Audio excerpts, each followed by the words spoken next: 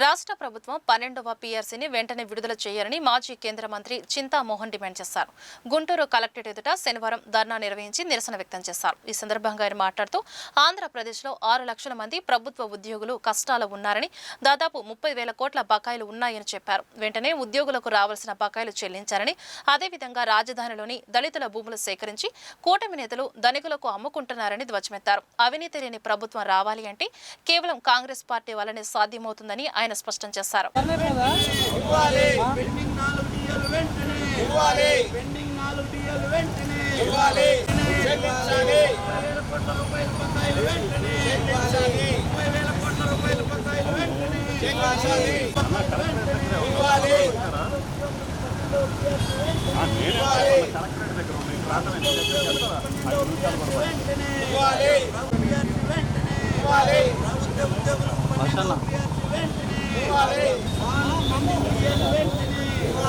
ఈరోజు గుంటూరు కలెక్టర్ ఆఫీస్కి రావడానికి కారణం ముఖ్యంగా రాష్ట్ర ప్రభుత్వ ఉద్యోగుల సమస్యలు, రెండవది రాజధాని, మూడవది ఎరువులు, పెట్రోలు, డీజిల్ కొరతలు సమస్యలు, నాలుగవది రాష్ట్ర ప్రభుత్వం. ఈరోజు 6 లక్షల మంది ప్రభుత్వ ఉద్యోగస్తులు కష్టాల్లో ఉన్నారు. వాళ్ళకి రావాల్సిన బోనస్లు, డిఏలు రాలేదు. దాదాపుగా 30,000 కోట్ల రూపాయలు బకాయిలు ఉన్నాయి రాష్ట్ర ప్రభుత్వం తరఫున ఉద్యోగస్తులకి. మరి కాంట్రాక్టులకు బిల్లులు చెల్లిస్తున్నారు క్రమశిక్షణతో, వెంటనే. మరి కష్టపడి 24 గంటలు కష్టపడి పనిచేసేటువంటి రాష్ట్ర ప్రభుత్వ ఉద్యోగుల బకాయిలు చెల్లించకపోవడం తప్పు. చంద్రబాబు నాయుడు చేస్తున్నది మేము తప్పు అని తెలియజేస్తున్నాం కాంగ్రెస్ పార్టీ తరఫున.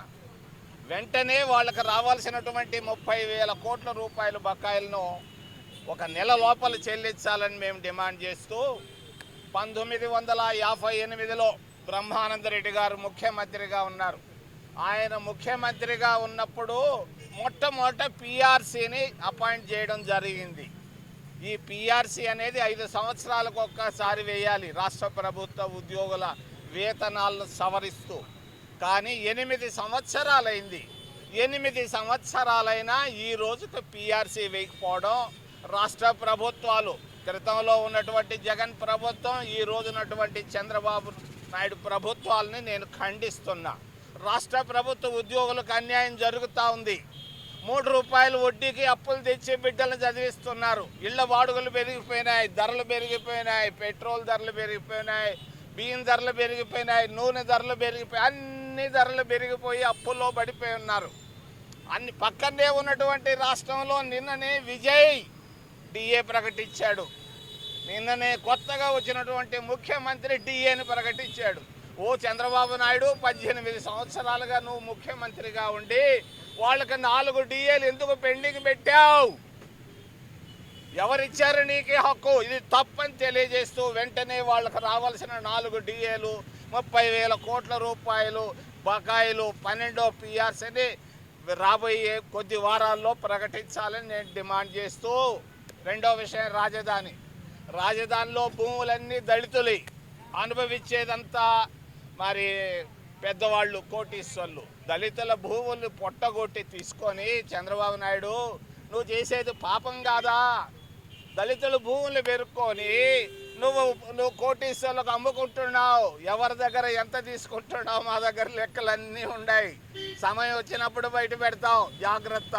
దళితుల ప్రయోజనాలకు నష్టం చేస్తూ కోటీశ్వర్ల ప్రయోజనాలు కాపాడుతూ పోతున్నావు. తప్పు అని తెలియజేస్తూ, చంద్రావతిగా మారిపోయింది ఈరోజు అమరావతి. దాన్ని ఎవడు ఇష్టపడటం లేదు. రాయలసీమ జిల్లాల్లో కానీ, కోస్తా జిల్లాల్లో కానీ ఎవరు ఇష్టపడటం లేదు రాజధానిని. ఆయన ఒక్కడే ఇష్టపడుతున్నాడు, స్వార్థ ప్రయోజనాల దృష్ట్యా. మూడోది, మన్మోహన్ సింగ్ ప్రధానమంత్రిగా చూశాను, పివి నరసింహారావు గారిని ప్రధానమంత్రిగా చూశాను. ఆర్థిక ఇబ్బందులున్నా కూడా వాళ్ళు ఎక్కడ ప్రతిష్ట దిగజారే విధంగా ప్రసంగాలు ఇవ్వలేదు. అసలు 300 కోట్ల రూపాయలు ఫారిన్ ఎక్స్చేంజ్ ఉన్న రోజుల్లో కూడా హుందాగా ప్రవర్తించాడు పివి నరసింహారావు, డాక్టర్ మన్మోహన్ సింగ్. ఈరోజు పిల్లికి కాళ్ళు కాలితే ఎట్ట బరిగిస్తుందో అట్ట బరిగిస్తున్నాడు దేశ ప్రధానమంత్రి. పూర్తిగా విఫలం అయిపోయింది కేంద్ర ప్రభుత్వం. ధరలను కంట్రోల్ చేయలేకపోతా ఉంది. డీజిల్ ధరలు పెరిగిపోయినాయి, పెట్రోల్ ధరలు పెరిగిపోయినాయి, గ్యాస్ దొరకటం లేదు, ఎరువుల ధరలు పెరిగిపోయినాయి. ప్రజలు కష్టాల్లో ఉన్నారని తెలియజేస్తున్నాను. కేంద్ర ప్రభుత్వం నిర్మలా సీతారామన్ సంపూర్ణంగా విఫలమైంది.